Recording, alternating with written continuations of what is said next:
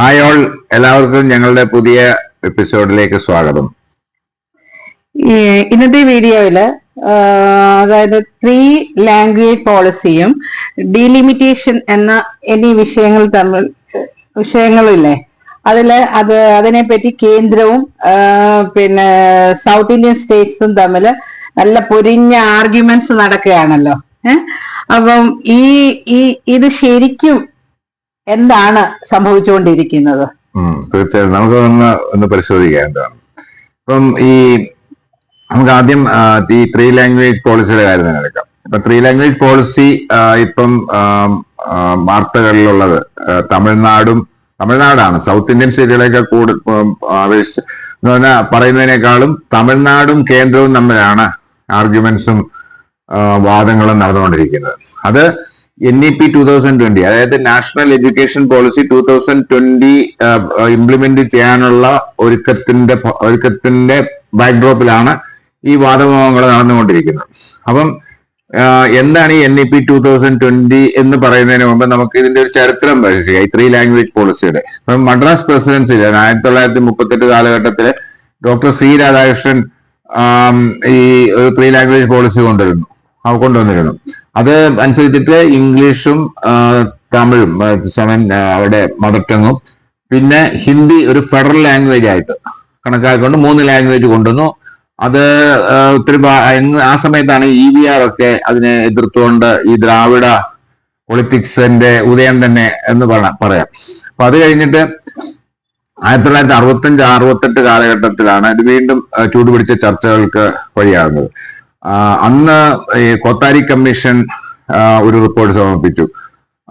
അത് NEP 1968 എന്നാണ് അറിയപ്പെടുന്നത്. അപ്പൊ അതനുസരിച്ചിട്ട് 3 ലാംഗ്വേജ് ലാംഗ്വേജസ് പ്രാവർത്തികമാക്കണമെന്നുള്ള, അതായത് സ്റ്റേറ്റുകളിൽ പ്രാവർത്തികമാക്കണമെന്നുള്ള പോളിസി ആയിരുന്നു. അതിൽ ഹിന്ദി മാൻഡേറ്ററി ആയിരുന്നു. ഓക്കെ, അപ്പൊ നമ്മളിത് പറയുന്ന ഒരു കാര്യം ശ്രദ്ധിക്കണം. ഈ കേന്ദ്ര സിലബസുകൾ, അതായത് CBSE ICSE പോലുള്ള സിലബസുകളിൽ നടത്തുന്ന സ്കൂളുകളിൽ അല്ലെ നടത്തുന്ന കേന്ദ്രങ്ങളിൽ ഈ 3 ലാംഗ്വേജ് പോളിസി ഓൾറെഡി ഉണ്ട്. നമ്മൾ പറയുന്ന ഈ സ്റ്റേറ്റ് ബോർഡുകളിൽ നടത്തുന്ന ഗവൺമെന്റും പ്രൈവറ്റിലും നടത്തുന്ന സ്കൂളുകളുടെ കാര്യമാണ്. അപ്പം നമ്മൾ പറയുന്നത് സ്റ്റേറ്റ് സിലബസിൽ ഇതൊന്നുണ്ട്. അപ്പൊ സ്റ്റേറ്റ് സിലബസിൽ 2 ലാംഗ്വേജസ് മാത്രം നടപ്പിലാക്കിയ പല സംസ്ഥാനങ്ങളുമുണ്ട്. തമിഴ്നാട് മാത്രമല്ല. തമിഴ്നാട് പക്ഷെ ഒരിക്കലും 2 ലാംഗ്വേജ് അല്ലാതെ ഒരു 3 ലാംഗ്വേജ് പോളിസി നടപ്പിലാക്കിയിട്ടില്ല. പക്ഷെ ഇതിനെ എതിർപ്പ് നിൽക്കുന്നത് തമിഴ്നാടാണ് സ്പീഡ് ചെയ്യുന്നത്. അവരാണ് ഏറ്റവും മുന്നിൽ നിന്നതിനെ ബാധിക്കുന്നത്. അതിന്റെ വാദം 3 ലാംഗ്വേജസ് എന്നുള്ളതിനേക്കാളും കൂടുതൽ ഈ ഹിന്ദി ഇമ്പോസിഷൻ എന്നുള്ളതാണ് അവരുടെ വാദം. അപ്പൊ ഈ ഹിന്ദി ഇമ്പോസിഷൻ എന്ന് പറയുന്നത് ഇപ്പം ഇതിനെ, അതായത് NEP 2020 സപ്പോർട്ട് ചെയ്യുന്നവര് പറയുന്ന കൊത്താരി കമ്മീഷൻ 1968 വന്ന പോളിസി അവർ നടപ്പിലാക്കിയില്ല. അത് കഴിഞ്ഞ് രാജീവ് ഗാന്ധിയുടെ ഗവൺമെന്റും നരസിംഹറാവുവിന്റെ ഗവൺമെന്റും ഒക്കെ നടപ്പിലാക്കാൻ ശ്രമിച്ചെങ്കിലും നടന്നില്ല. 1968 നടപ്പാക്കാൻ പറ്റാതെ പോയത് തമിഴ്നാട്ടിൽ ഇതിന്റെ അഗൻസ്റ്റായിട്ട് ഭയങ്കര പ്രക്ഷോഭങ്ങൾ നടന്നു. ധാരാളം ആൾക്കാര് മരിച്ചു. അങ്ങനെ പല പ്രശ്നങ്ങൾ ഉണ്ടായതിനു ശേഷം ഗവൺമെന്റ് അത് മാറ്റിവെക്കുമായിരുന്നു. പിന്നീട് ഈ രാജീവ് ഗാന്ധി ഗവൺമെന്റും നരസിംഹറാവു ഗവൺമെന്റും ഒക്കെ നടപ്പിലാക്കാൻ ശ്രമിച്ചെങ്കിലും പരാജയപ്പെട്ടു. അങ്ങനെയാണ് ഇപ്പൊ ഇത് പുതിയ പോളിസി വന്നിട്ടുള്ളത്. അപ്പൊ ഈ പുതിയ പോളിസിയില് ഇതിന് സപ്പോർട്ട് ചെയ്യുന്ന ആൾക്കാർ പറയുന്നത് ഇതിനകത്ത് ഹിന്ദി മാൻഡേറ്ററി അല്ല. അതേസമയം കൊത്താരി കമ്മീഷന്റെ പോളിസി അനുസരിച്ചുള്ള പോളിസി 1968 പോളിസിയിൽ ഹിന്ദി മാൻഡേറ്ററി ആയിരുന്നു. ഇപ്പം 3 ലാംഗ്വേജസില് 2 ലാംഗ്വേജ് ഇന്ത്യൻ ലാംഗ്വേജ് ആയിരിക്കണം, 1 ഫോറിൻ ആകാം എന്നുള്ളതാണ്. അപ്പം മദർ ടങ് 1 ഇംഗ്ലീഷോ അല്ലെ വേറെ ഏതെങ്കിലും ഫോറിൻ ലാംഗ്വേജോ. പക്ഷെ വേറെ ഒരു ലാംഗ്വേജ് കൂടെ വരണം. അവിടെയാണ് ക്യാച്ച് വരുന്നത്.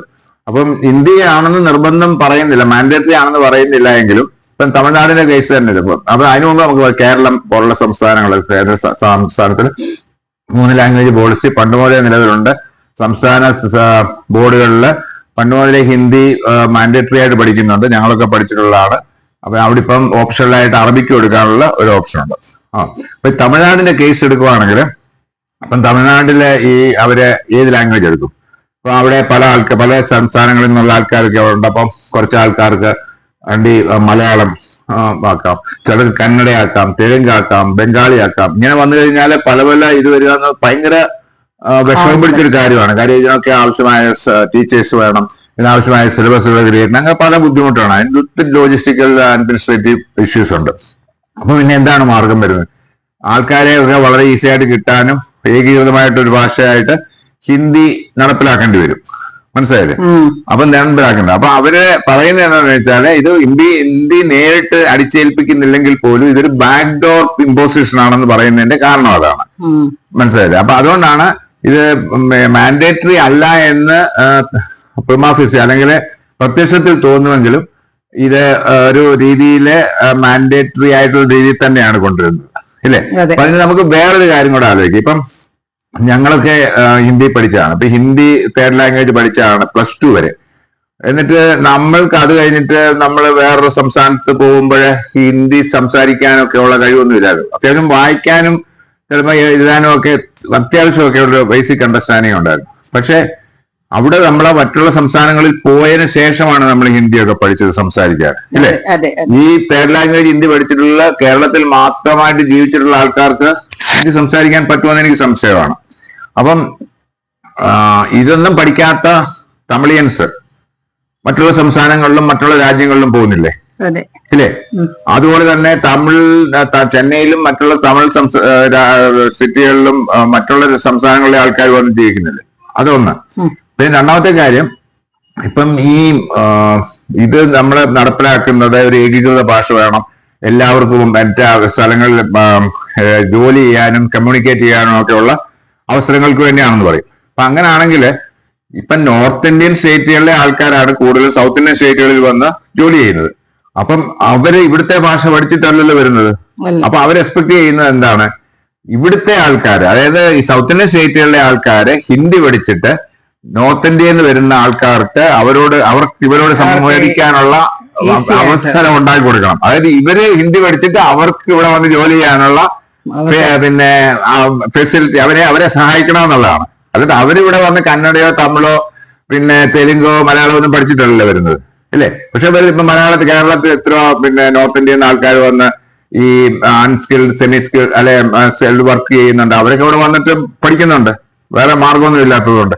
അതുപോലെ തന്നെയാണ് ഈ ഇത് പഠിച്ചവര് ആണെങ്കിലും പഠിക്കാത്തവരായാലും അവർക്ക് ആവശ്യമുള്ളെങ്കിൽ അവർ വേറെ സ്ഥലത്ത് പോകുമ്പോൾ ഇത് അത്യാവശ്യമാണെന്ന് തോന്നുവാണെങ്കിൽ അവർ ആ ഭാഷ പഠിക്കും. ഹിന്ദി മാത്രമല്ല, ഇപ്പൊ അറബിക് രാജ്യങ്ങളിൽ പോകുന്ന ആൾക്കാർ അവരവിടെ പോയിട്ട് ചില ആൾക്കാർ 3 മാസം കൊണ്ട് അറബിക്ക് പഠിക്കും. അവർ നേരത്തെ പിന്നെ ഒരു ലാംഗ്വേജ് സ്കൂളിലോ കോളേജിലോ പഠിച്ചിട്ടല്ല, കാര്യം അവർക്കത് ആവശ്യമായതുകൊണ്ട് പഠിക്കും. ഇപ്പൊ ഞാൻ വർഷങ്ങളായിട്ട് പിന്നെ മിഡിൽ ഈസ്റ്റ് ഉണ്ടായിരുന്നു, എനിക്ക് അറബിക്ക് ഇന്നും അറിയത്തില്ല കാര്യമായിട്ട്. കാര്യം എനിക്ക് അത് പഠിക്കേണ്ട ആവശ്യമില്ലായിരുന്നു എന്റെ ജോലിയിൽ. അപ്പൊ അത്രേ ഉള്ളു കാര്യം. പിന്നെ ഈ ആൾക്കാർക്ക് ആരെങ്കിലും ഈ ലാംഗ്വേജിനോട് പാഷൻ ഉണ്ട്, അവർക്ക് പലവിധമായ ഭാഷകൾ സ്വായത്തമാണെങ്കിൽ അവർ പഠിക്കട്ടെ, മനസ്സിലായില്ലേ? അല്ലെങ്കിൽ ഈ പറഞ്ഞ പോലെ നമുക്കിപ്പം ഹിന്ദി പഠിച്ചതുകൊണ്ട് ഇന്ത്യയിലെ പല സംസ്ഥാനങ്ങളിൽ പോയി ജോലി ചെയ്യാവുന്നു, അതുകൊണ്ട് ആ ഹിന്ദി പഠിച്ചുകൊണ്ട് മാത്രം അവർക്ക് അവിടെ പലയിടത്ത് പോയി ജോലി ചെയ്യാവുന്നു.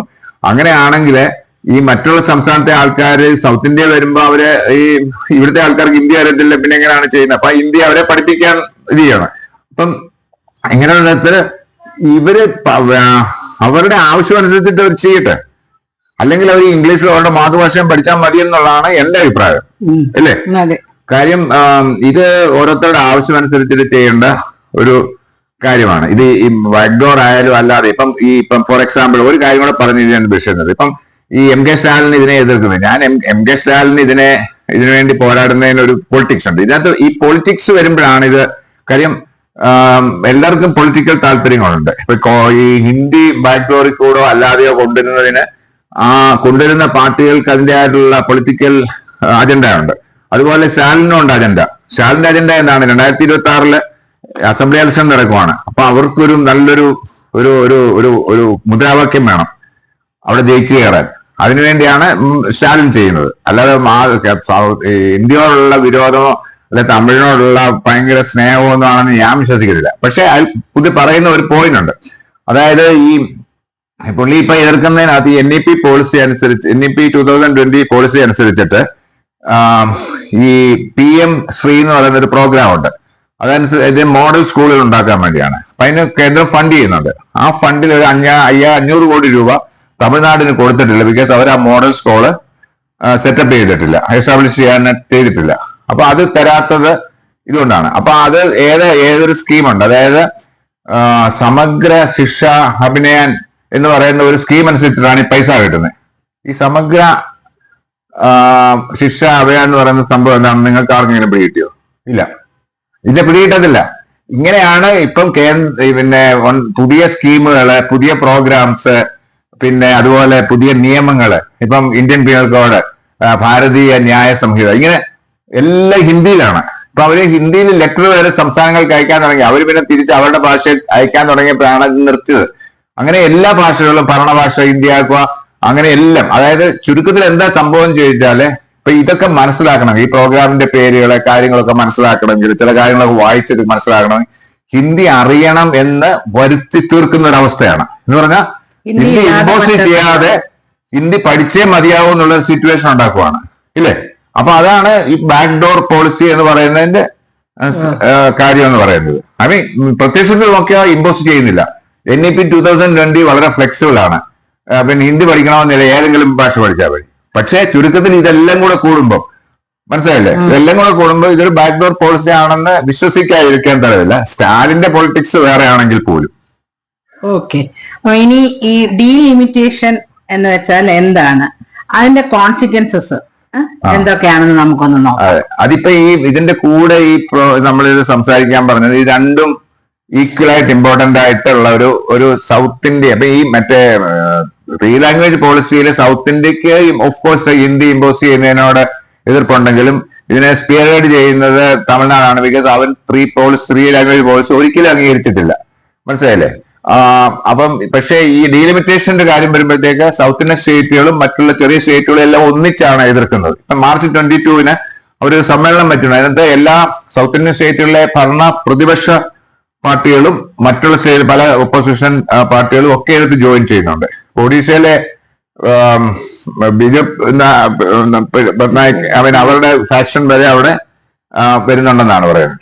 അപ്പം ഇതെന്താണ് ഡീലിമിറ്റേഷൻ എന്ന് പറഞ്ഞാല് ഇതാണ്, ജനസംഖ്യാനുപാതികമായിട്ട് നിയമസഭ ലോക്സഭ മണ്ഡലങ്ങള് പുനർനിശ്ചയിക്കുക, അതിന്റെ ബൗണ്ടറി തീരുമാനിക്കുക എന്നുള്ളതാണ് സംഭവം.